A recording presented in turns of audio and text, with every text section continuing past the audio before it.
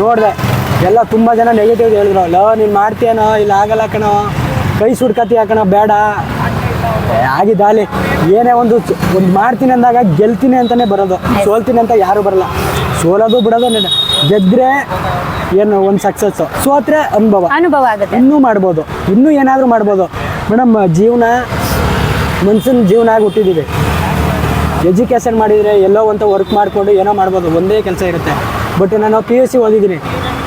PUCಗೆ ಕೆಲಸನೂ ಮಾಡ್ಬೋದು, ಏನು ಬೇಕಾದ್ರೂ ಮಾಡ್ಬೋದು, ಹಲವಾರು ಕೆಲಸಗಳು ಏನು ಬೇಕಾದ್ರೂ ಮಾಡ್ಬೋದು. ಆ ಟೈಮಲ್ಲಿ ಇಲ್ಲ ಮಾಡ್ತೀನಿ ಅಂದ್ಬಿಟ್ಟು ಸಕ್ಸಸ್ ಮಾಡಿದೆ ಮೇಡಮ್. ಆ ಸ್ಟಾರ್ಟ್ ದಿನನೇ ನಿಜವಲ್ಲೂ ನನಗೆ ತುಂಬ ಸಕ್ಸಸ್ ಅನ್ನೋದು ಬಂತು. ತುಂಬ ಜನ ಬಂದರು. ಆ್ಯಕ್ಚುಲಿ 0ಇಂದ ಬಂದಿರೋರು, ಮಿಡಿಲ್ ಕ್ಲಾಸ್ ಫ್ಯಾಮಿಲಿ ಅಂದರೆ ತುಂಬ ಅದರಂಥ ಜೀವನ ಇನ್ಯಾವುದೂ ಇಲ್ಲ ಅನ್ನಿಸ್ತು. ಬೇರೆಯವ್ರು ಏನಾರು ಅನ್ಕೋತಾರೇನೋ, ಇವನೇನು ಅಂಬ್ಲಿ ಮಾಡ್ತಾ ಇದ್ದಾನೆ, ಏನಾರು ನೆಗೆಟಿವ್ ತಾಂಗ್ ಬರುತ್ತೇನೋ ಅಂತ ಅಂದ್ಕೊಂಡೆ. ಬಟ್ ನನ್ನ ಮೈಂಡಲ್ಲಿ ಏನು ಗೊತ್ತಾ, ಸಾಲ ತೀರಿಸ್ಬೇಕು, ಏನಾದರೂ ಮುಂದೆ ಬರಬೇಕು ಅನ್ನೋ ಒಂದು ಯೋಚನೆ ಬಂದು, ಯಾರು ಏನಾರು ಅಂದ್ಕೊಳ್ಳಿ, ಅಂಬ್ಲಿ ಅನ್ನೋದು ನಮ್ಮ ಬೇರೆಯವ್ರಿಗೆ ಅನಿಸ್ಬೋದು. ಬಟ್ ನನಗೆ ಹೆಲ್ತ್ ಫುಡ್ನ ಕೊಡ್ತಾಯಿದ್ದೀನಿ ಜನಗಳಿಗೆ. ಈಗ ಅಂಬ್ಲಿ ಕುಡಿಯೋದ್ರಿಂದ ಹೆಲ್ತ್ ಇದೆಯಲ್ವಾ, ನೋಡೋಣ ಸ್ಟಾರ್ಟ್ ಮಾಡೋಣ ಅಂದ್ಬಿಟ್ಟು ನಾನು ಬೆಳಗ್ಗೆ ಅಂಬ್ಲಿ ಮಾಡೋಣ ಅಂದ್ಬಿಟ್ಟು ಸ್ಟಾರ್ಟ್ ಮಾಡಿದೆ.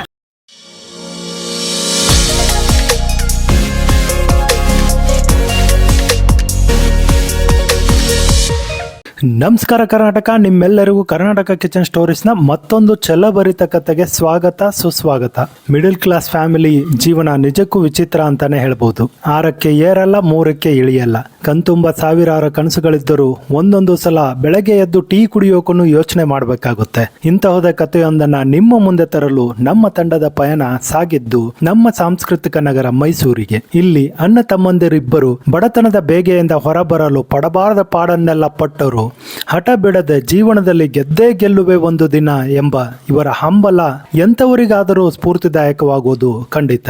ಚಿಕ್ಕ ವಯಸ್ಸಿನಲ್ಲಿ ಹೆತ್ತ ತಂದೆಯನ್ನ ಕಳೆದುಕೊಂಡು ಇವರಿಗೆ ನಮ್ಮ ಸಮಾಜ ನೀಡಿರುವ ಅವಮಾನ, ದುಃಖ ನಿಜಕ್ಕೂ ಅಮಾನವೀಯವಿದ್ದರೂ ಕೂಡ ಅದು ಕೂಡ ಜೀವನಕ್ಕೆ ಅಗತ್ಯವಿತ್ತು ಅಂತ ತುಂಬಾ ಪಾಸಿಟಿವ್ ಆಗಿ ತೆಗೆದುಕೊಂಡು ನೋಯಿಸಿದವರ ಮುಂದೆ ಜಯಿಸಬೇಕೆಂಬ ಇವರ ದೃಢ ನಿರ್ಧಾರ ಮತ್ತು ಆತ್ಮಬಲ ಮೆಚ್ಚಲೇಬೇಕು. ಬಡತನ, ನೋವು, ಸಾವು, ಹಸಿವು, ನಿದ್ರೆ ಎಲ್ಲವನ್ನು ಜಯಿಸಿ ಇನ್ನೂ ಸಾವಿರಾರು ಜನಕ್ಕೆ ಇವರ ಕತೆ ಮಾದರಿಯಾಗಲಿ ಅಂತ ಹಾರೈಸುವ ಈ ನಿಮ್ಮ ಪ್ರೀತಿಯ ಕರ್ನಾಟಕ ಕಿಚನ್ ಸ್ಟೋರೀಸ್ ನ ತಂಡ. ಬನ್ನಿ ಅವರ ಜೀವನದ ನೈಜ ಕಥೆಯನ್ನ ಇನ್ನಷ್ಟು ವಿಸ್ತಾರವಾಗಿ ಅವರಿಂದಲೇ ಕೇಳಿ ತಿಳಿಯೋಣ. ಸರ್ ನಮಸ್ತೆ, ನಿಮ್ಮ ಹೆಸರು? ನಮಸ್ತೆ ಮೇಡಮ್, ಕಿರಣ್ ರಾಜ್ DR ಅಂತ. ಓಕೆ, ಯಾವಾಗ ಶುರು ಮಾಡಿದ್ದೀರಾ ಸರ್ ಇದು ಮಿಲ್ಲೆಟ್ ಅಂಬ್ಲಿ ಸಿರಿಧಾನ್ಯದ್ದು? ಮೇಡಮ್ ಆ್ಯಕ್ಚುಲಿ ನಾನು ಸ್ಟಾರ್ಟ್ ಮಾಡಿದ್ದು ಈ ಮಿಲೆಟ್ಸಿಂದ ಸ್ಟಾರ್ಟ್ ಮಾಡಿದೆ. ಈ ಮಿಲೆಟ್ಸ್ನ ತುಂಬ ಮಾರ್ಕೆಟಿಂಗ್ ಮಾಡ್ತಾ ಇದ್ದೆ. ನಾವೇ ಮ್ಯಾನುಫ್ಯಾಕ್ಚರ್ ಮಾಡಿ ಇಡೀ ಮೈಸೂರು ಕವರ್ ಮಾಡ್ತಾ ಇದ್ದೋ. ನಾನೇ ಹೋಗಿ ಎಲ್ಲ ಕಡೆ ಸಪ್ಲೈ ಕೊಡ್ತಾ ಇದ್ದೆ. ಆ ಟೈಮಲ್ಲಿ ತುಂಬ ಚೆನ್ನಾಗಿ ನಡೀತಾ ಇತ್ತು. ಎಲ್ಲ ಕಡೆ ಮಾರ್ಕೆಟಿಂಗ್ ಮಾಡ್ತಾ ಇದ್ದೆ, ಚೆನ್ನಾಗಿ ನಡೀತಾ ಇತ್ತು.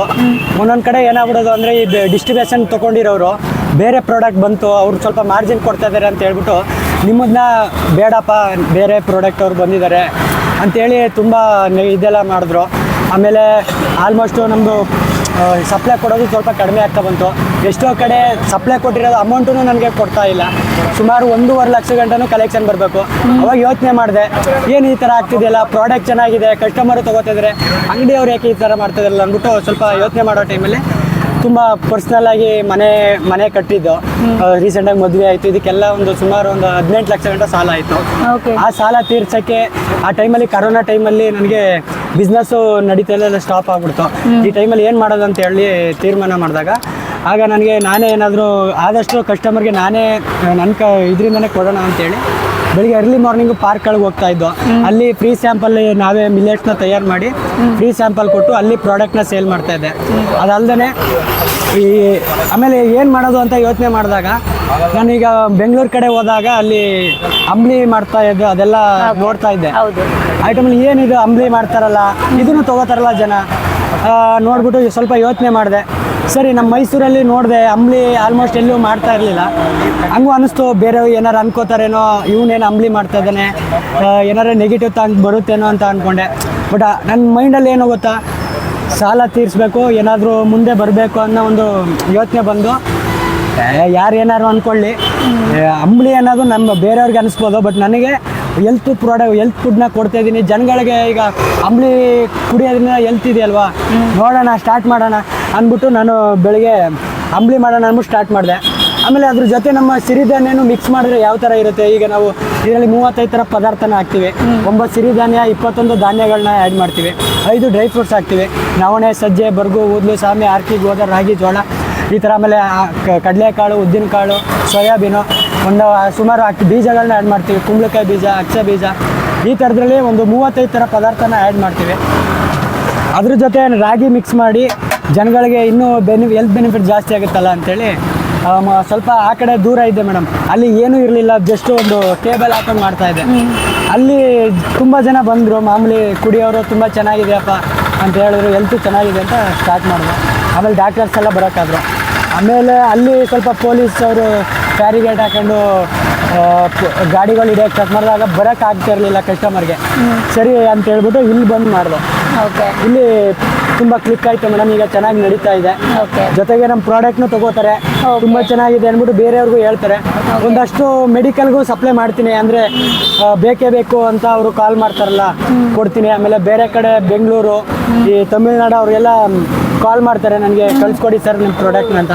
ಕಳ್ಸ್ಕೊಟ್ಟಿದ್ದೀನಿ. ಈಗ ಮೊನ್ನೆ ಯಾರು ಆಸ್ಟ್ರೇಲಿಯಾಗೆ ಹೋಗ್ಬೇಕಂತ ಹೇಳ್ತಾ ಇದ್ರು, ಅವರು ಬೇಕಪ್ಪ ನಿಮ್ಮ ಪ್ರಾಡಕ್ಟ್ ಅಂತ ಹೇಳಿದ್ರು, ಅವ್ರಿಗೆ ನೆನ್ನೆ ಹೋಗಿ ಸ್ವಲ್ಪ ಪ್ರಾಡಕ್ಟ್ನ ಕಳಿಸ್ಕೊಟ್ಟು.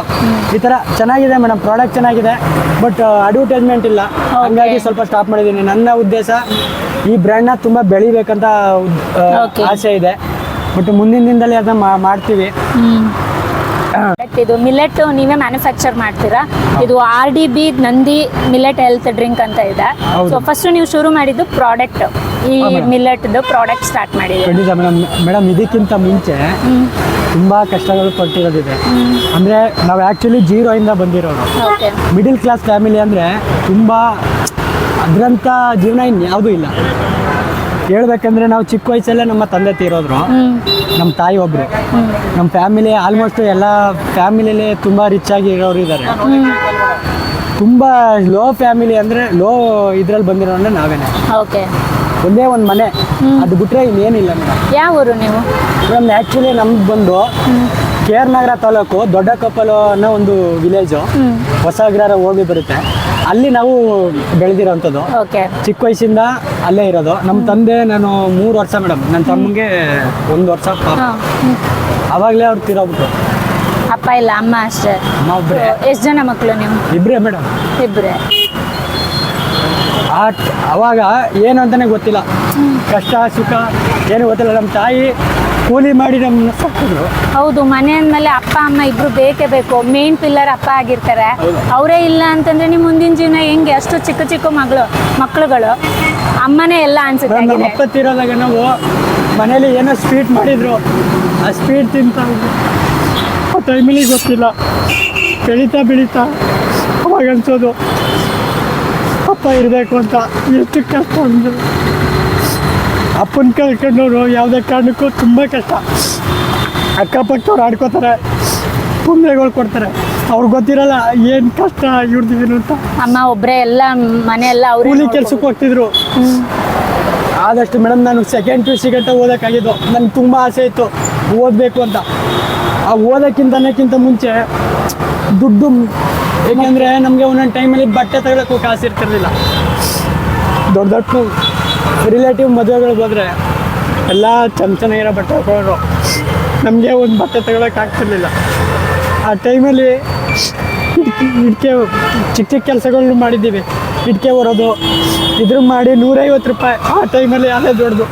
PUC ಕೆಲಸ? PUC ಇಂದಲ್ಲ, 8ನೇ ಕ್ಲಾಸಿಂದ. 8ನೇ ಕ್ಲಾಸ್. ಆ್ಯಕ್ಚುಲಿ ದುಡ್ಡು ಅದೇ ಏನು ಒಂದೊಂದು ಟೈಮು ಚಿಕನ್ ಮಾಡೋದು ತಿಂಗ್ಳಿಗೆ ಒಂದ್ಸಲನೂ ಇಲ್ಲ, ಹಬ್ಬ ಹುಣ್ಣಿಮೆಗೆ ಮಾತ್ರ. ಆ ಟೈಮಲ್ಲಿ ನಮಗೆ ಬೆಳವಣಿಗೆ ಆಗ್ತಾ ಏನಾದರೂ ಮಾಡಬೇಕು, ಸಕ್ಸಸ್ ಆಗಬೇಕು, ಈ ಜೀವನದಿಂದ ಮೇಲೆ ಬರಬೇಕು ಅಂತ ಡಿಸೈಡ್ ಮಾಡಿದಾಗಿಂದ 8ನೇ ಕ್ಲಾಸು ಮೇಡಮ್. ಆ ಟೈಮಲ್ಲಿ 2 ತಿಂಗಳು ಬೇಸಿಗೆ ರಜೆ ಸಿಗುತ್ತೆ ನಮಗೆ. ಆ ಟೈಮಲ್ಲಿ ಮೇಡಮ್ ಬೆಂಗಳೂರಿಗೆ ಯಾರೋ ಗೊತ್ತಿರೋರು 2 ತಿಂಗಳು ಕೆಲಸ ಇದೆ ಬಪ್ಪ ಅಂತ ಕರ್ಕೊಂಡೋಗ್ರು. ಬೀದಿಲಿ ಟೀಮ್ ಮಾರಿದ್ದೀನಿ ಮೇಡಮ್. 2 ಕ್ಲಾಸ್ ಕಿಟ್ಕೋಬೇಕು, 10 ಕಿಲೋಮೀಟರ್ ನಡ್ಕೊಂಡು ಹೋಗಿದ್ದೀನಿ ಬೆಂಗಳೂರಿಗೆ ಹೋಗಿ. ಅಲ್ಲಿ ಕಾಕ್ಸ್ಟೌನ್ ಅಂತ ಬರುತ್ತೆ. 8ನೇ ಕ್ಲಾಸಿಂದ ಸ್ಟಾರ್ಟು, 2 ತಿಂಗಳು ರಜಾ. PUC ಗಂಟನೂ 2 ತಿಂಗಳು. ಆ ಟೈಮಲ್ಲಿ ಬಟ್ಟೆ ಆಗಲಿ, ಫೀಸ್ಗಾಗಲಿ, ಏನೇ ಒಂದು ತಗೋಬೇಕಾದ್ರೂ ಅದೇ ದುಡ್ಡು ನಮಗೆ.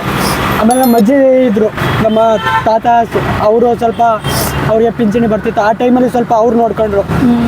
ಅವಾಗವಾಗ ಬಂದು ಒಂದು ಜಿನ್ಸಿಗೆ ಏನಾದರೂ ಊಟ ವಿಚಾರಕ್ಕೆ ಅವ್ರು ನೋಡ್ಕೊತಿದ್ರು. ಅವರು ಎಕ್ಸ್ಪೈರ್ ಆಗ್ಬಿಟ್ರು. ಆ ಟೈಮಲ್ಲಿ ನಾವು ಚಿಕ್ಕ ವಯಸ್ಸಲ್ಲೇ ಯೋಚನೆ ಮಾಡ್ಬೇಕಾದ್ರೆ 2 ತಿಂಗಳು ರಜದಲ್ಲಿ ಬೀದಿಲ್ ಟೀ ಮಾರಿದ್ದೀನಿ, ಹೋಟ್ಲಲ್ಲಿ ಕೆಲಸ ಮಾಡಿದ್ದೀನಿ, ಪ್ಲೇಟ್ ತೊಳೆದಿದ್ದೀವಿ. ಈ ಥರ ಸ್ಟೆಪ್ ಬೈ ಸ್ಟೆಪ್. ನೀವು ಶುರು ಮಾಡ್ಕೊಂಡ್ಬಿಟ್ಟಿದ್ದೀರಾ? ಹೌದು ಮೇಡಮ್. ಆ ಟೈಮಲ್ಲೇ ನನಗೆ ಬಿಸ್ನೆಸ್ ಮಾಡ್ಬೇಕನ್ನೋ ಮೈಂಡೇ ಆ ಟೈಮಲ್ಲಿ ಬಂದಿದ್ದು. ಚೆನ್ನಾಗಿ ಓದಬೇಕು, ಏನಾದ್ರು ಮಾಡ್ಬೇಕು ಅನ್ನೋದಿಲ್ಲ. ಸೊ ಬಡತನ ಏನು ಮಾಡಿಬಿಡುತ್ತೆ, ಎಜುಕೇಷನ್ಗಿಂತ ನಮಗೆ ಬೇಗ ದುಡ್ಡು ಬರಲಿ, ದುಡ್ಡು ಮಾಡಿ ಯಾರ್ಯಾರು ಆಡ್ಕೊಂಡಿದ್ರೆ ಅವ್ರ ಮುಂದೆ ಚೆನ್ನಾಗಿ ನಿಂತ್ಕೋಬೇಕು ಅನ್ನೋದೇ ಮೈಂಡ್ ಬರೋದು. ಅವಾಗಿಂದ ಮೈಂಡ್ ಬಂತು. ಅಲ್ಲಿ 2 ತಿಂಗಳು ಕೆಲಸ ಮಾಡಿದ್ವಿ ಮೇಡಮ್. ದಿನಕ್ಕೆ 10 ರೂಪಾಯಿ ಕೆಲಸನೂ ಮಾಡಿದ್ದೀನಿ, ತಿಂಗಳಿಗೆ 1,500 ಮಾಡಿದ್ದೀನಿ, 5,000 6,000 ಆ ಥರನೂ ಮಾಡ್ಕೊ ಬಂದಿದ್ದೀನಿ. ಕೊನೆಗೆ ತುಂಬ ಕೆಲಸ ಮಾಡಿದ್ದೀನಿ ಮೇಡಮ್. ಗಾರ್ಮೆಂಟ್ಸು, ಡೆಲಿವರಿ ಬಾಯ್ ಕೆಲಸನೂ ಮಾಡಿದ್ದೀನಿ. ಆಮೇಲೆ ಫೈನಾನ್ಸ್ ಫೀಲ್ಡಲ್ಲೂ ಮಾಡಿದ್ದೀನಿ, KEB ಫೀಲ್ಡಲ್ಲೂ ಮಾಡಿದ್ದೀನಿ. ಆ KEB ಫೀಲ್ಡಲ್ಲಿ ಸ್ವಲ್ಪ ಕರೆಂಟ್ ಹೊಡೆದು ಆಗಲೇ ಇದಾಗಬೇಕಾಗಿತ್ತು, ಬಟ್ ಅದು ಆಗಿದೆ. ಡ್ರೈವಿಂಗ್ ಫೀಲ್ಡ್ ಮಾಡಿದ್ದೀನಿ. ಆಮೇಲೆ ಬೀದಿಲ್ ಟೀಮ್ ಮಾಡಿದ್ದೀನಿ, ಮಾರ್ಕೆಟಲ್ಲೂ ಮಾಡಿದ್ದೀನಿ. ತುಂಬ ಮೇಡಮ್ ತುಂಬ ಕೆಲಸ ಮಾಡಿಬಿಟ್ಟಿದ್ದೀನಿ. ಎಲ್ಲ ಹೇಳ್ತಾರೆ ಏನೇನು ಒಂದು ಕೆಲಸ ಮಾಡಲ್ಲ ಏನೋ. ನಮ್ಗೆ ಏನಂದರೆ ಯಾವುದೇ ಕೆಲಸ ಆಗಲಿ ಒಟ್ಟಲ್ಲಿ ಬೇಗ ಏನಾದರೂ ಅಚೀವ್ ಮಾಡ್ಬೇಕನ್ನೋದೇ ನಮ್ಮ ಉದ್ದೇಶ. ಕೊನೆಗೆ ಮೇಡಮ್ ಫೈನಲಲ್ಲಿ ಈ ಇದರಲ್ಲಿ ಕೊಡಗು ಟೈಮಲ್ಲಿ ಕಾಫಿ ಹಣ್ಣು ಊರಕ್ಕೆ ಹೋಗ್ತಾರೆ, ಆ ಕೆಲಸ ಮಾಡಿದ್ದೀವಿ. ಅಮ್ಮನ ಜೊತೆನೂ ಹೋಗಿದ್ದೀವಿ. ಚಿಕ್ಕ ವಯಸ್ಸಿಂದನೇ ಬಿಸ್ನೆಸ್ ಮಾಡೋ ಅನ್ನೋ ಮೈಂಡ್ ಬಂದ್ಬಿಟ್ಟು ನಮ್ಮ ಅಕ್ಕ ನಮ್ಮ ಭಾವ ಅವರು ಟೀಚರು. ಅವರು ಒಂದು 9th 10th ಮುಗೀತು PUC. ಏನು ಅವ್ರು ಸ್ವಲ್ಪ ಅಫಿಷಿಯಲ್ ಆಗಿರೋದ್ರಿಂದ ಕೇಳಿದ್ರು, ಏನೋ ಮಾಡ್ಬೇಕು ಅನ್ಕೊಂಡಿದ್ಯಾ, ನೆಕ್ಸ್ಟ್ ಏನು ತೊಗೋತೀಯಾ, ಏನು ಓದ್ತೀಯಾ ಅಂತ ಕೇಳಿದ್ರು. ನಾನು ಅವ್ರಿಗೆ ಒಂದೇ ಮಾತು ಹೇಳಿದ್ದು, ನಾನು ಹೋಟ್ಲ್ ಓನರ್ ಆಗ್ತೀನಿ ಅಂತ. ಅದು ಈಗ ಈ ಲೆವೆಲ್ಗೆ ನಿಮಗೆ ಮೊದಲಿಂದ ದೊಡ್ಡ ಮಟ್ಟಕ್ಕೆ ಇಲ್ಲ ಅಂದ್ರೂ ಒಂದು ಸಣ್ಣ ಮಟ್ಟಕ್ಕಾರು ಬಂದಿದ್ದೀನಿ. ಇಲ್ಲ, ಅಷ್ಟು ಎಷ್ಟೋ ಕೆಲಸಗಳೆಲ್ಲ ಮಾಡ್ಕೊಂಡಿದ್ದೀರಾ. ಅಲ್ಲಿ ಒಬ್ರು ಕೆಲಸದವರಾಗಿ ಮಾಡಿದ್ದೀರಾ. ಇದು ನೀವು ಸಣ್ಣದಾಗಿರ್ಲಿ ದೊಡ್ಡದ ಮಟ್ಟದಾಗಿರ್ಲಿ, ಇಲ್ಲಿ ನೀವೇ ಓನರ್ ಆಗಿ ಮಾಡ್ತಿದ್ದೀರಾ. ಇನ್ನೊಬ್ರು ಕೈ ಕೆಳಗೆಲ್ಲ ಕೆಲಸ ಬಂದು ಒಂದು ಹೀರೋ ಆಗಿ ಹೌದು ಮತ್ತೆ ಜೀರೋ ಅದನ್ನ. ಇದೇನು ಹುಡುಗಾಟ ಅಲ್ಲ. ಒಂದು ಪ್ರಾಡಕ್ಟ್ನ ರೆಡಿ ಮಾಡಬೇಕು ಅಂತಂದ್ರೆ ಇದ್ರ ಎಫರ್ಟ್ ನಿಮ್ಗೆ ಗೊತ್ತಿರುತ್ತೆ. ಖಂಡಿತ ಮೇಡಮ್. ಈಗ ನೀವೇ ಒಂದು ಪ್ರಾಡಕ್ಟ್ನ ನಿಮ್ಮದೇ ಆದಂಥ ಬ್ರ್ಯಾಂಡಲ್ಲಿ ಮ್ಯಾನುಫ್ಯಾಕ್ಚರ್ ಮಾಡಿದ್ದೀರಾ. ಇದು ಹೇಗೆ ಅಂದರೆ ನಿಮ್ಮದೇ ಮನೆಯಲ್ಲಿ ಮಾಡ್ತೀರಾ, ಇದಕ್ಕೆ ಅಂತ ಏನಾದರೂ ಫ್ಯಾಕ್ಟ್ರಿ ಇದೆಯಾ ಏನು? ಮೇಡಮ್ ಆ್ಯಕ್ಚುಲಿ ಫ್ಯಾಕ್ಟ್ರಿ ಅಂತ ಏನಿಲ್ಲ. ನಾನು 2012ರಲ್ಲಿ ನೇಮ್ ಹೇಳಲ್ಲ ಮೇಡಮ್, ಹಾಸ್ಪಿಟಲ್ ನೇಮಲ್ಲಿ ಹೇಳಲ್ಲ, ಮೈಸೂರಲ್ಲೇ ಹಾಸ್ಪಿಟಲಲ್ಲಿ ವರ್ಕ್ ಮಾಡಿದ್ದೀನಿ. 3 years ವರ್ಕ್ ಮಾಡಿದೆ. ಡೈಟಿಷನ್ ಹೆಲ್ಪರ್ ಅಂದರೆ ಈ ಡೈಟಿಷನ್ ಮೆನ್ಷನ್ ಮಾಡಿರ್ತಾರೆ ಯಾವ ಪೇಷಂಟ್ಗೆ ಯಾವ ಫುಡ್ ಬೇಕು, ಆ ಫುಡ್ಡನ್ನ ನಾನು ರೆಡಿ ಮಾಡಿ ತಗೊಂಡೋಗಿ ಪೇಷಂಟ್ ಸರ್ವ್ ಮಾಡಬೇಕು. ಆ ಟೈಮಲ್ಲಿ ಅಲ್ಲಿ ನಮ್ಮ ಓನರ್ ಏನಿದ್ದಾರೆ, ಆ ಓನರ್ ಅಮ್ಮ, ಅವ್ರು ತುಂಬ ಏಜ್ ಆಗಿದೆ. ಅವರು ಈ ಸಿರಿಧಾನ್ಯನ ಗಂಜಿ ಥರ ಮಾಡಿ ಪೇಷಂಟ್ಸ್ ಕೊಡ್ತಾ ಇದ್ರು. ಕಾರಣ ಏನಂದ್ರೆ ಮೆಡಿಸಿನ್ ಇಂದ ಯಾರು ಗುಣ ಆಗಲ್ಲ. ಗುಣ ಅಂದ್ರೆ ಅದೊಂದು 50% ಆಗುತ್ತೆ, ಒಂದು ಪಾರ್ಟ್. ಇನ್ 50% ಫುಡ್ ಅಲ್ಲೇ ರಿಕವರ್ ಆಗಬೇಕು. ಅವ್ರಿಗೆ ಅನ್ನ ಊಟ ಮಾಡಕ್ ಆಗ್ತಿರಲ್ಲ, ಏನು ಮಾಡಕ್ಕಲ್ಲ. ಜಸ್ಟ್ ಈ ಪೌಡರ್ನ ಅವ್ರಿಗೆ ಗಂಜಿ ರೂಪದಲ್ಲಿ ಕೊಟ್ಟಾಗ ಅವ್ರಿಗೆ ಒಂದು 50% ಸ್ವಲ್ಪ ರಿಕವರ್ ಆಗ್ತಾರೆ. ಒಳ್ಳೆ ಹೆಲ್ತ್ ಇದೆ ಮೇಡಮ್. ಇದರಲ್ಲಿ BP ಶುಗರ್ ಕಡಿಮೆ ಆಗಿದೆ. ಇದು ರಿಸಲ್ಟ್ ಇದೆ ಮೇಡಮ್. ಇದು ಎಷ್ಟೋ ಕಸ್ಟಮರ್ ಹೇಳಿದ್ದಾರೆ ತುಂಬಾ ಚೆನ್ನಾಗಿದೆ ಸರ್ ನಿಮ್ಮ ಪ್ರಾಡಕ್ಟ್, ತಗೋತೀವಿ ಬೇಕು ಅಂತ ತಗೋತಾ ಇರ್ತಾರೆ. ಆ ಟೈಮಲ್ಲಿ ನಾವೇ ಪ್ರಿಪೇರ್ ಮಾಡಿ ಕೊಡ್ತಾ ಇರೋದ್ರಿಂದ ನನಗೆ ಒಂದು ಮೈಂಡ್ ಇತ್ತು. ಇತ್ತೀಚಿನ ದಿನಗಳಲ್ಲಿ ಕರೋನಾ ಮುಗಿದ ಮೇಲೆ ನನಗೆ ಯಾವಾಗ ಒಂದು ಟೀ ಸ್ಟಾಲ್ ಅಂತ ಮಾಡಿದ್ದೆ ಮೇಡಮ್. ಏನಂದರೆ ಈ ಫೈನಾನ್ಸ್ ಫೀಲ್ಡಲ್ಲಿ ಮ್ಯಾನೇಜರ್ ಆಗಿ ಕೆಲಸ ಮಾಡ್ತಾಯಿದ್ದೆ. ತುಮಕೂರಲ್ಲಿದ್ದೆ. ಅಲ್ಲಿ ನನಗೆ ಸ್ಯಾಲ್ರಿ ಒಂದು 30,000 ರಿಂದ 40,000 ಬರ್ತಾಯಿತ್ತು. ಆ ಟೈಮಲ್ಲಿ ಸಂಬಳ ಬರೋದು ಮಂತ್ ಎಂಡಲ್ಲಿ ಫುಲ್ ಖಾಲಿ ಆಗ್ಬಿಡೋದು. ಈಗ ಬೆಳಗ್ಗೆ ನಾಷ್ಟ, ಮಧ್ಯಾಹ್ನ ಊಟ ಮಾಡ್ಬೇಕಾದ್ರೆ ಖಾಲಿ ಆಗ್ಬಿಟ್ಟಾಗ ನನಗೆ ಅನ್ಸೋದು, ಅಯ್ಯೋ ದುಡ್ಡೇ ಇಲ್ವಲ್ಲ, ಏನು ಮಾಡೋದು, ಮತ್ತೆ ಸ್ಯಾಲ್ರಿ ಬರಬೇಕಲ್ಲ. ಈ ಥರ ಥಿಂಕ್ ಮಾಡುವಾಗ ನಾನು ಹೋಟೆಲ್ಗಳಲ್ಲಿ ವಿಸಿಟ್ ಮಾಡ್ತಾ ಇದ್ದೆ, ಟೀ ಕುಡಿಯೋಕೆ ಹೋಗ್ತಾ ಇದ್ದೆ. ಅಲ್ಲಿ ಕೇಳುವೆ, ಸರ್ ಹೆಂಗೆ ಸರ್ ಇದು ಬಿಸ್ನೆಸ್ಸು, ಯಾವ ಥರ ಏನು ಮಾಡ್ತೀರಾ ಅಂತ. ಆಗ ಅವ್ರು ಹೇಳೋರು, ಹಿಂಗಪ್ಪ ಚೆನ್ನಾಗಿದೆಯಪ್ಪ, ದಿನಕ್ಕೆ ತಿಂಗಳಿಗೆ ಒಂದು 60,000 ಆಗುತ್ತೆ, ಚೆನ್ನಾಗಿದೆ ಜೀವನ. ಅದು ಆಗ ನನ್ನ ಮೈಂಡಲ್ಲಿ ಬರೋದು, ಓ ಹೌದಾ, ಟೀ ಹೋಟ್ಲು ಮಾಡಬೇಕಲ್ಲ ಮೇಡಮ್. ಸುಮ್ಮನೆ ಮಾಡೋಕ್ಕಾಗಲ್ಲ. ಈಗ ಏನೋ ಬಂದು ಏನೋ ಮಾಡ್ತೀನಿ ಅಂದ್ರೆ ಆಗಲ್ಲ. ಬಿಸ್ನೆಸ್ ಮಾಡಬೇಕು ಅಂದಾಗ ನಮಗೆ ಏನು ಗೊತ್ತಿದೆ ಅನ್ನೋದನ್ನು, ಈಗ ಸಡನ್ನಾಗಿ ನಾನು ಏನೋ ಎಲೆಕ್ಟ್ರಿಕಲ್ ವರ್ಕ್ ಮಾಡ್ತೀನಿ ಅಂದರೆ ಆಗಲ್ಲ ಮೇಡಮ್. ಅದ್ರ ಬಗ್ಗೆ ಒಂದಷ್ಟಾದರೂ ಕೆಲಸ ಮಾಡಿರಬೇಕು. ನನಗೆ ಟೀ ಹೋಟ್ಲುಗಳಲ್ಲಿ ಹೋಗ್ತಿದ್ದೆ, ಬೇರೆ ಬೇರೆ ಐಡಿಯಾ ಬರೋದು, ಬಟ್ ಟೀ ಹೋಟ್ಲಲ್ಲಿ ಜಾಸ್ತಿ ಇಂಟ್ರೆಸ್ಟ್ ತೋರಿಸ್ತಾ ಇದೆ, ಯಾಕೆಂದರೆ ನಾನು ಹೋಟ್ಲಲ್ಲಿ ಟೀ ಮಾಡಿದ್ದೆ. ಆಲ್ರೆಡಿ ನೀವು ತುಂಬಾ ಕೆಲಸಗಳು ಮಾಡಿದ್ದೀರಾ. ಹೋಟೆಲ್ ಡಿಪಾರ್ಟ್ಮೆಂಟ್ ಎಲ್ಲ ಮಾಡಿರೋದ್ರಿಂದ ಬರೀ ಟೀ ಅಂತಲ್ಲ, ಹೋಟ್ಲ್ ಡಿಪಾರ್ಟ್ಮೆಂಟ್ ಎಲ್ಲ ವರ್ಕ್ ಗೊತ್ತಿದೆ madam. Sandwich, burger any one ಮಾಡ್ತೀನಿ, ಬಟ್ ಎಲ್ಲಾನು ಮಾಡೋಕ್ಕಾಗಲ್ಲ ಮೇಡಮ್. ಎಲ್ಲಾದ್ರ ಮೇಲೂ ಮಾಡ್ತೀನಿ ಅಂದ್ರೆ ಆಗಲ್ಲ. ಹೌದು, ಯಾವ್ದಾದ್ರು 1-2 ಮಾಡ್ಕೊಂಡು ಹೋಗ್ಬೋದು. ಒಂದ್ರ ಬಗ್ಗೆ ನಾವು ಆ ಟೈಮಲ್ಲಿ ಟೀ ಬಗ್ಗೆ ಸ್ವಲ್ಪ ಇಂಟ್ರೆಸ್ಟ್ ತೋರಿಸ್ತೆ.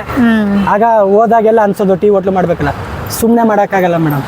ನಂಗೆ ಬರೋದು 30,000-40,000 ಸಂಬಳ, ವಾರಕ್ಕೆ 2 ದಿನ ರಜಾ, ಶನಿವಾರ ಭಾನುವಾರ ರಜಾ ಇರುತ್ತೆ. ಆ ಟೈಮಲ್ಲಿ ನಾನು ಊರಿಗೆ ಬಂದರೆ 2,000-3,000 ಅಲ್ಲೇ ಖರ್ಚಾಗ್ಬಿಡುತ್ತೆ. ತಿಂಗಳಿಗೆ 4 ಸಲ ಬಂದರೆ ಅಲ್ಲೇ 15,000 ಎಗ್ರೋಯ್ತು. ಇನ್ನು 10,000ದಲ್ಲಿ ಇನ್ನು ಮನೆ ಮೇಂಟೆನೆನ್ಸ್ ಈಗ ಮಾಡಿದ್ರೆ ಕೈಯಲ್ಲಿ ಉಳಿತಿದ್ದೆ ಏನೂ ಇಲ್ಲ. ಏನಾದರೂ ಬಿಸ್ನೆಸ್ ಮಾಡಲೇಬೇಕನ್ಬಿಟ್ಟು ಆ ಟೈಮಲ್ಲಿ ರಿಸೈನ್ ಕೊಟ್ಟೆ. ಅವರು ಸ್ವಲ್ಪ ಮ್ಯಾನೇಜರ್ ಹತ್ರ ಸ್ವಲ್ಪ ಜಗಳ ಆಯಿತು. ಅವ್ರನ್ನೋರು ಬೇರೆ ನಿನ್ನ KGF ಟ್ರಾನ್ಸ್ಫರ್ ಮಾಡ್ತೀನಿ ಅನ್ನೋರು. ಸರ್ KGF ಆಗಲ್ಲ, ನಾನು ತುಮಕೂರಲ್ಲೇ ಮಾಡ್ತಿರೋದು ಹೆಚ್ಚು, ನಾನು ಮೈಸೂರು ಹಾಕೊಡಿ ಪರ್ಮನೆಂಟಾಗಿ ಮಾಡ್ತೀನಿ ಅಂದರೆ, ಇಲ್ಲಪ್ಪ ನೀನು ಅಲ್ಲೇ ಹೋಗ್ಬೇಕು ಅಂದರೆ ಸ್ವಲ್ಪ ಮ್ಯಾನೇಜರು ಪರ್ಸನಲ್ ಕೆಲಸ ಹೇಳ್ತಾ ಇದ್ರು. ನನಗೇನಂದ್ರೆ ಕೆಲಸ ನಿಯತ್ತಾಗಿ ಮಾಡ್ತಿದ್ದು, ಎಲ್ಲ ಅದೆಷ್ಟೇ ಕೆಲಸ ಆಗಿ ಮಾಡ್ತಿದ್ದು, ಬೆಳಿಗ್ಗೆಯಿಂದ ಸಂಜೆ ಗಂಟೆ ಮೇಡಮ್. ಕಲೆಕ್ಷನ್ ಬರಲಿಲ್ಲ ಅಂದ್ರೆ ಇದು ಮಾಡೋರು. ಆ ಟೈಮಲ್ಲಿ ಮಾಡ್ತಾ ಇರ್ಬೇಕಾದ್ರೆ ಇವ್ರು ಮಧ್ಯದಲ್ಲಿ ಪರ್ಸನಲ್ ಕೆಲಸ ಹೇಳಿದಾಗ ನಮ್ಗೆ ಬೇಜಾರಾಗೋದು. ಸರ್ ಕಂಪ್ನಿ ಕೆಲಸ ಹೇಳಿ ಮಾಡ್ತೀನಿ, ಪರ್ಸನಲ್ ಕೆಲಸ ಆಗ ನಿನ್ನ ಎಕ್ಕಾಗಿ ಮಾಡ್ತೀನಿ ಕಣ ಅಂತೇಳಿ ಅಲ್ಲೂ ಜಗಳ ಮಾಡಿ, ಆಗ ಅವರು ನಿನ್ನ ಟ್ರಾನ್ಸ್ಫರ್ ಮಾಡ್ತೀನಿ ಅಂತ ಏನೇನೋ ಹೇಳ್ಕೊಟ್ಟು ಅವರು ಅಲ್ಗೂ ಹೋಗ್ತೀನಿ ಅಂತ ಇನ್ನೊಬ್ರು ಕೈ ಕೆಳಗೆ ಕೆಲಸ ಮಾಡೋದನ್ನ. ಆಗ ನಾನು ಊರಿಗೆ ಬಂದೆ. ಸ್ವಲ್ಪ ಯಾವುದೋ ಒಂದು ಸಂಘದಲ್ಲಿ ಸಂಘ ಅಂತ ಬರುತ್ತೆ. ಹೌದು, ಅದೇ ಫೈನಾನ್ಸ್ ನಾನು ಸಂಘ ಕೊಡ್ತಿದ್ದೆ. ಅದೇ ಸಂಘ ನನ್ನ ಕೈ ಹಿಡಿತು. ನಮ್ಮ ಅಮ್ಮ ಅವರು ಸಂಘ ತಗೊಂಡಿದ್ರು. ಆಗ 1-2 ಲಕ್ಷ ಸಂಘ ಆಯ್ತು. ಆ ಸಂಘ ದುಡ್ಡು ಬಂತು. ಅವಾಗ ನಾನೇನು ಮಾಡಿದೆ, ಟೀ ಹೋಟ್ಲು ಮಾಡೋಣ ಅಂದ್ಬಿಟ್ಟು ಇಡೀ ಮೈಸೂರು ಸುತ್ತೆ ಮೇಡಮ್. ಸಡನ್ ಆಗಿ ಸಿಕ್ಕಿಲ್ಲ. 2 ತಿಂಗಳು ವಿತೌಟ್ ಜಾಬು, 2 ಲಕ್ಷ ರೂಪಾಯಿ ದುಡ್ಡಿದೆ. ಹುಡುಕ್ತೆ ಎಲ್ಲೂ ಸಿಗಲಿಲ್ಲ. ಆಮೇಲೆ 15,000 20,000 ಹಂಗೆ ಬಾಡಿಗೆ ಎಲ್ಲ ಕಡೆ ಹುಡುಕಿ, ಹಂಗೂ ನಿರಾಸೆ ಆಯಿತು. ಇಲ್ಲಪ್ಪ ಬೇಸತ್ಬಿಟ್ಟೆ. ಒಂದು 2-3 ತಿಂಗಳು ಬೇಜಾರಾಗ್ಬಿಡ್ತು. ಇದು ಬೇಡ, ಇನ್ನೇನು ಮಾಡೋಣ ಯೋಚನೆ ಮಾಡಿದೆ. ಒಂದಷ್ಟು ದಿನ ಓಲಾದಲ್ಲಿ ನಾನು ಡ್ರೈವಿಂಗ್ ಕೆಲಸ ಮಾಡಿದ್ದೆ ಮೇಡಮ್. ಅಲ್ಲಿ ಹೆಂಗೆ ಮಾಡಿಲ್ಲ, ಇಲ್ಲ ಬೆಂಗಳೂರಲ್ಲಿ. ಓಲಾದಲ್ಲಿ ಅಂದರೆ ಬೆಳಿಗ್ಗೆ ಹಾಸ್ಪಿಟ್ಲಲ್ಲಿ ಮಾಡಿ ನೈಟು ಓಲಾದಲ್ಲೇ. ಅಲ್ಲಿ ಒಬ್ಬ ಸ್ನೇಹಿತ ಇದ್ದ ಮಗ, ಓಲಾ ಒಂದು ಕಾರ್ ಇತ್ತು ಅವನ ಹತ್ರ, ಸೆಕೆಂಡ್ ಹ್ಯಾಂಡ್ಸು. ನಾನು ಡೇ ಓಡ್ತೀನಿ, ನೀನು ನೈಟು ಮಾಡೋ, ನೀನು ಹೆಂಗಿರೋ ಡ್ರೈವಿಂಗ್ ಬರುತ್ತಲ್ವಾ, ನೀನು ಡ್ರೈವಿಂಗ್ ಮಾಡು ಅಂತ ಹೇಳಿದೆ. ಸರಿ ಅಂದ್ಬಿಟ್ಟು ಅಲ್ಲೂ ಮಾಡ್ತಾಯಿದ್ದೆ. ಆ ಮೈಂಡಲ್ಲಿ ಇತ್ತಲ್ಲ, ಆ ಟೈಮಲ್ಲಿ ಇದು ಯಾಕೋ ಸರಿ ಬರಲ್ಲ, ಒಂದು ಕಾರ್ ತಗೊಬಿಡೋಣ, ಹೆಂಗಿರೋ 2 ಲಕ್ಷ ಇದೆ ಅಲ್ವಾ. ನಮ್ಮ ಫ್ರೆಂಡಿಗೆ ಫೋನ್ ಮಾಡಿದೆ, ನೀವೇನು ಮಾಡಬೇಡ ಬಾ, ನಾನು ಕೊಟೇಶನ್ ಹಾಕ್ಸ್ತೀನಿ, ನಿಂದು ಒಂದು ಕಾರ್ ತಗೋ, EMI ಕಟ್ಕೊಂಡು ಹೋಗು, ನೀನು ಓಲಾದಲ್ಲಿ ಮಾಡ್ಕೊಬಿಡುವೆ, ಬಂದ್ಬಿಡು ಅಂತ ಅವತ್ತು ನೈಟ್ ಹೇಳ್ದ. ಆಮೇಲೆ ಇಲ್ಲೇ ಮೇಡಮ್ ಗಾಯತ್ರಿಪುರಂ ಅಂತ ಇದೆ, ಅಲ್ಲಿ ಮೇಡಮ್ ಒಂದು ಏನೂ ಇಲ್ಲ, ಅಲ್ಲಿ ಒಂದು ಒಳಗಡೆ ಆದಂಗೆ ಏರಿಯಾ, ಅಲ್ಲಿ ಒಂದು ಮಳಿಗೆ ಕಟ್ತಾಯಿದ್ರು. ಅಲ್ಲಿ ವಿಚಾರಿಸ್ಕೊ, ಅವರು ಹೇಳ್ತೀನಪ್ಪ ಅಂತ ಹೇಳಿದರು. ಆಗ ನಮ್ಮ ಅತ್ತೆ ಮಗ ಫೋನ್ ಮಾಡಿದ್ರು. ಅದು ಇನ್ನೇನೋ ಕೊಟೇಶನ್ ಕೊಟ್ಟು ಇನ್ನೇನೋ ಹೋಗಬೇಕು, ನಾಳೆ ಬರ್ತಾ ಇದ್ದೀನಪ್ಪ ಅಂತ ಅಲ್ಲಿ ಅಡ್ವಾನ್ಸ್ ಕೊಡಬೇಕಾಗಿತ್ತು ಕಾರ್ಗೆ. ಅಷ್ಟರಲ್ಲಿ ಫೋನ್ ಮಾಡಿದ್ರು, ಇಲ್ಲಿ ಮಾತಾಡಿದ್ದೀನಿ, ಒಂದು 4,500 ಬಾಡಿಗೆ ಅಂತೆ, 1 ಲಕ್ಷ ಅಡ್ವಾನ್ಸ್ ಅಂತೆ, ನೋಡು ಇದು ಯಾಕೋ ಅಂಥ ಏರಿಯಾ ಅಲ್ಲ, ಬಿಸ್ನೆಸ್ ಏರಿಯಾ ಅಲ್ಲ, ಏನಪ್ಪ ನೀನು ಮಾಡ್ತಾ ಇದೀಯಾ, ಆಮೇಲೆ ಕೈ ಸುಡ್ಕೊಂಡ್ರು ಆಗುತ್ತೆ, ನೋಡು ಒಂದ್ಸಲ ಬಂದು ನೋಡು ಮಾಡು ಅಂತ ಅಂದರು. ಇಮಿಡಿಯೇಟ್ಲಿ ಬೆಳಗ್ಗೆನೇ ಬರ್ತೀನಿ ಅಂದ್ಬಿಟ್ಟು ಬಂದೆ.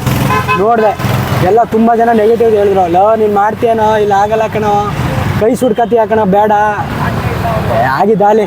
ಏನೇ ಒಂದು ಮಾಡ್ತೀನಿ ಅಂದಾಗ ಗೆಲ್ತೀನಿ ಅಂತಲೇ ಬರೋದು, ಸೋಲ್ತೀನಿ ಅಂತ ಯಾರು ಬರಲ್ಲ.